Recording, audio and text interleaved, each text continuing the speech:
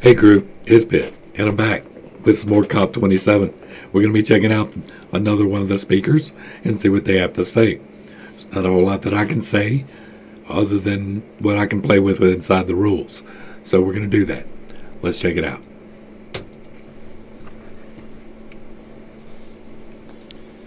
Honorable guests, distinguished delegates, ladies and gentlemen, I'm delighted to welcome you officially to COP27. Salam alaikum. I must thank my predecessor, Patricia Espinosa. We're all grateful for the valuable work you did over the last 6 years.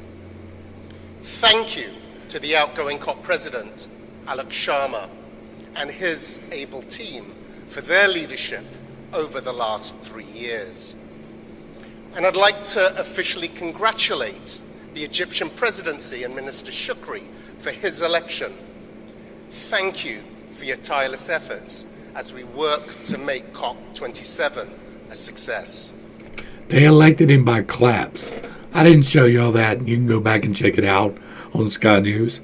But they asked if they wanted to elect him, and a few people clapped. They said, all right, here we go. Like for real. Friends, today a new era begins, and we begin to do things differently. Paris gave us the agreement. Katowice and Glasgow gave us the plan. Y'all got y'all's ears on, right? Sharm el-Sheikh shifts us to implementation. Y'all listening, right? No one can be a mere passenger on this journey. You paying attention, right? This is a signal. This man's saying some important words. Let's back that up just a second. Can be a mere passenger on this journey. This is a signal. Y'all know we got a blood moon tomorrow? Or no, that's Tuesday, the 8th. That's the day we got a blood moon. That times have changed. As Executive Secretary Times have changed, y'all. of the UN Climate Convention, it is an honor to be standing in a room of people dedicated to tackling humanity's greatest challenge. Is that what it is?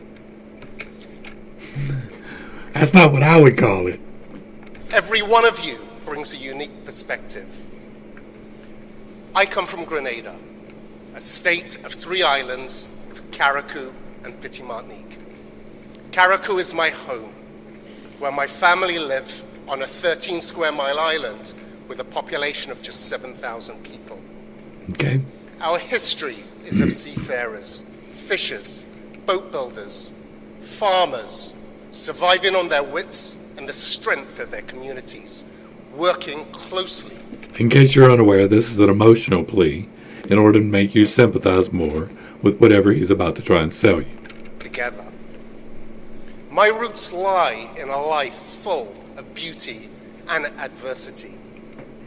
As a teenager, I became involved in the global issues of the day, the proliferation of nuclear weapons and the anti-apartheid movement. I joined demonstrations and protests. I was often told one person cannot make a difference. Well, Nelson Mandela said, it always seems impossible until it is done. Nelson Mandela said, it always seems impossible until it is done. Nelson Mandela said, it always seems impossible until it is done. I hold that thought close to me. It always seems impossible until it is done. Hold that thought close. Make sure that you're holding that thought real close. It seems impossible until it's done. So this is why I say today, a new era begins. Today? Today, the new era begins. And we begin to do things differently. We will be holding people to account, be they presidents, prime ministers, or CEOs. Hold up, wait a minute. Let me put common sense in it. To account, be they presidents, prime. Hold up, back it up. We will be holding people to account. They gonna hold these people to account. Be they presidents, prime ministers, or CEOs. An accountability chief, if you may. So what you telling me is, you've got this great idea, and that this great idea is to unite everybody underneath this one guy to make sure that the proper procedures are placed in motion starting today to ensure that people are complying with what we need to do in order to get to our climate goals. That's what he said, right? I want to truthfully represent him, and so that's what he said. Yeah. Because our policies, our businesses, our infrastructure, our actions, be they personal or public, must be aligned with the Paris Agreement and with the Convention. An accountability chief, if you may, because our policies, our businesses, our infrastructure, our actions. Echo, Sierra, Golf, ESG. You should look that up if you haven't. Be they personal or public. Look it up if you haven't. Our infrastructure, our actions, be they personal or public, Just saying. must be aligned with the Paris Agreement Must be. and with the Convention. Must be. I love those words. Those are some of my favorite words. Whenever you tell me that I have to do something, I do it. The heart of implementation is everybody, everywhere in the world, every single day, doing everything they possibly can to address the climate crisis.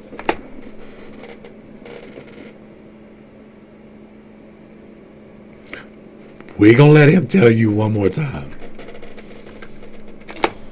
Everywhere in the world, aligned with the Paris Agreement and with the Convention. The heart of implementation is everybody, everywhere in the world, every single day, doing everything they possibly can to address the climate crisis. If only there was some way to enforce that. To make sure that what you spend could only be spent on the proper things. That would be a nifty idea. I think maybe we should go that way. We should maybe soon say that we're going to get rid of the Federal Reserve and the debt system that we currently have, and that we're going to put everybody on equal footing. That would be great. And when everybody's on equal footing, we can all live together in camps and be concentrated there. And then we can all help each other. And it would be like a big social place. Like we could call it, I don't know, social something. We could call it social something. There are those that are going forward further and faster than everyone else. These are examples that must be followed. There are those who just need a nudge. Just a nudge in front of a... I know that there's a subway car coming. But you really want to be on the tracks. So I'm just going to give you a nudge and get you there. That's all, just a nudge. Just the tip. That's all. Just the tip. But no petroleum. Because, can't have any oil. Taking further action to go beyond business as usual. There are others who need support so they are able to do the things they need to do for their countries and communities. specifically highly vulnerable nations. So we need to spend money, but we don't have any money. There is no money. And then there are those who still refuse to act unless others do. They will not be allowed to slow down the collective process. Y'all know that I am a fan of phraseology. You can tell a lot by how somebody says something. The delivery. You can get a lot out of the words and the tone. A lot. And then there are those who still refuse to act unless others do. They will not be allowed to... Like a lot. From punctuation. A lot from inflection. Refuse to act unless others do. They will not be allowed to slow down the collective process. Let's not let positioning block progress. All of us have to do everything we are capable of doing. And we have that opportunity over the next 2 weeks. Our COP process is unique. We must create a safe political space, shielded from whatever else is going on out there, to do our jobs and deliver world change.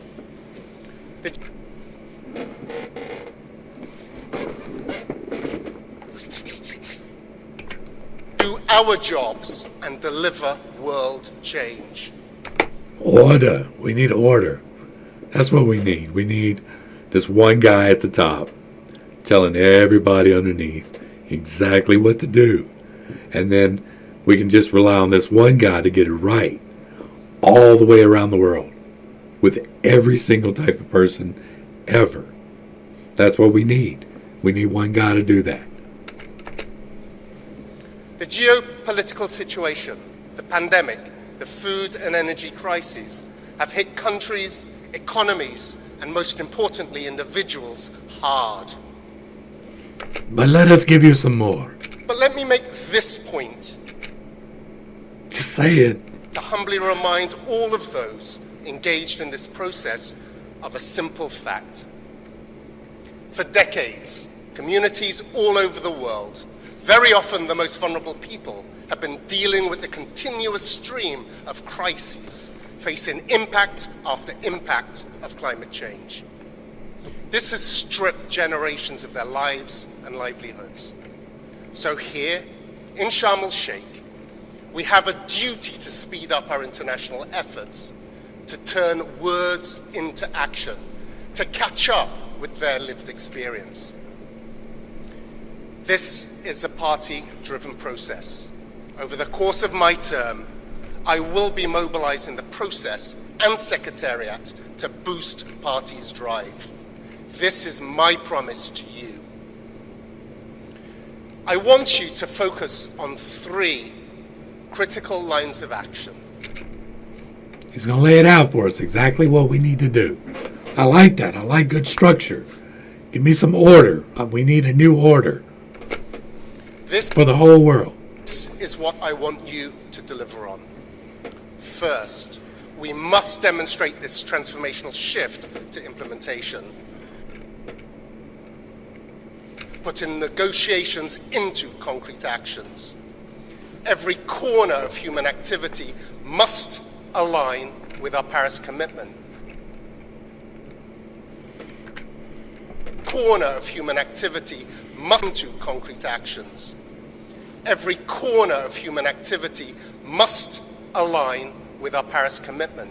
There's my favorite word again. Of pursuing efforts to limit temperature rise to 1.5 degrees. Let's be encouraged by the strides that certain sectors are making on this. And let's look closer at how the global financial architecture can be made fit for purpose in line with the Paris commitments. The second line of action, we must cement progress on these critical work streams: mitigation, adaptation, finance, and crucially, loss and damage. We need to enable enhanced finance to flow to addressing impacts. We must allow enhanced financing to flow. I keep trying to talk in the wrong range. Oh, I'm so used to it. We must address enhanced financing. Enhanced finance to and damage. We need to enable enhanced finance to flow to addressing impacts. What is said in these negotiations? So when that douche strikes up, that I don't even know how to point out that space laser like that. I just don't know how to say that in a way that would not wind up being taken down. So that thing that they can point with space like you would with a cat and make a hurricane move over here, that's a thing. And like it will melt cars and leave the aluminum rims. That type of thing. Oh. So when they point it at you, you can finance it. You can finance your recovery efforts because we know that being in debt has not caused enslavement ever. Negotiating rooms has to be reflected in the urgency of what is happening outside. There are areas of commonality which we can lean into and build bridges upon. We must build those bridges. At this COP session, some processes will find themselves at a midway point. Others will be initiated, and there are some that will have to be revisited. Finally, our third line of action. We must enhance the delivery of the principles of transparency and accountability throughout the process. Third line of action. We must enhance the delivery of the principles of transparency and accountability throughout the process. We got to hold people accountable. Like, if we're not holding people accountable, what are we even doing? Right?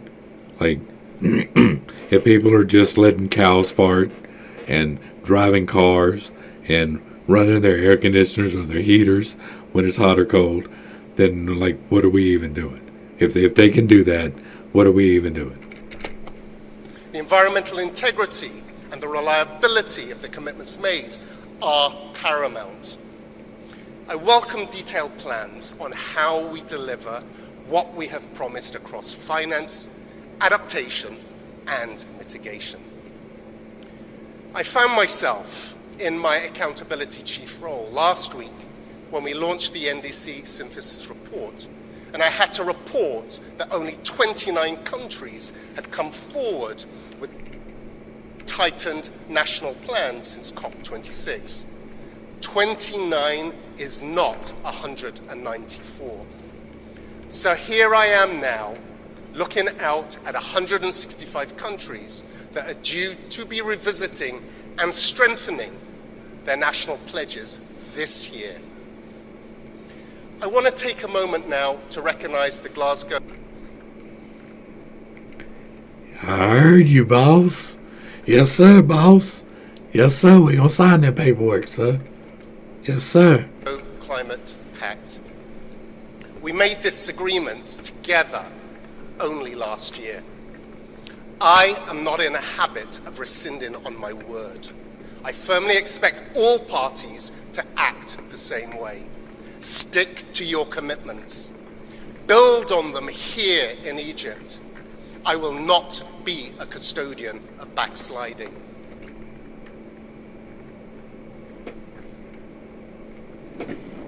Sounds like there might be just a little bit of structure coming. Just a little bit of accountability in the works. That maybe, just maybe, we're going to hold some people's feet to the fire. Literally. And that maybe we can get people to stop doing things that are making them comfortable, that are driving economies. We've got to stop that. We have to. The planet is depending on us. But if you would like to know what the planet is really doing, I've got some long-form content coming out this week. As the world pivots to implementation, women and girls have to be placed at the center of climate decision-making and action. Because, you need to make all of your decisions based upon genitalia and melanin. Those are the two criteria that get the best results every time. I mean, look at our White House press corps secretary right now. She has a vagina and melanation, and she's just the best ever at her job. Absolutely the best. And I mean, the last administration had those girls, like, they had the vagina, but they didn't have the melanin, and they sucked. Like, they had all these facts and this binder. This one girl had a whole binder just slapped full of facts, and every time somebody would say something, she'd be like, yeah, this. And now we're much better off, because now we hear on a regular basis, you're mean. That's what we hear. So, yeah, that's much better.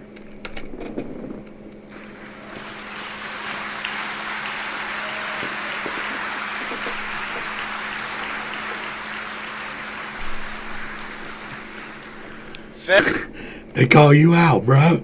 This dude right here getting called out. They're like, we gonna focus it on you because you texting somebody when you need to be bitching up. That's what they're doing. Their empowerment leads to better governance and better outcomes, and we need that.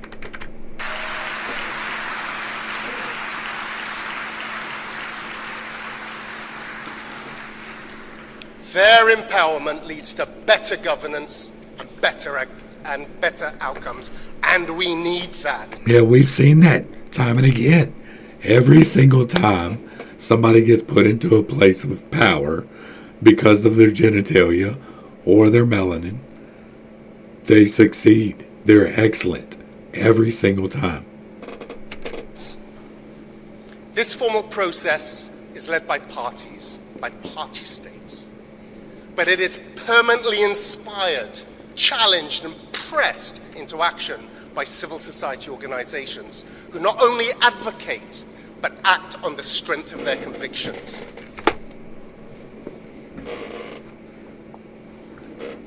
Are we talking about the summer of love? Are we talking about the summer of love? I intend to listen closely to their voices, particularly those of the youth, making sure... Because they make everybody knows that the youth make the most sound judgments ever. And the younger you are, the better it is. Because then you don't have all that knowledge in the way. What you have is pure ignorant bliss. And everybody knows that pure ignorant bliss is the way to make decisions. That's known. Like, that's scientific fact. Or they can be clearly heard and, importantly, felt. Don't be feeling on no teenagers, bro. What are you even saying? What are you even saying right here? He said, we're going to feel the youth. I don't like that. I don't agree with that at all. I think that's a bad idea. We should not be feeling any youth.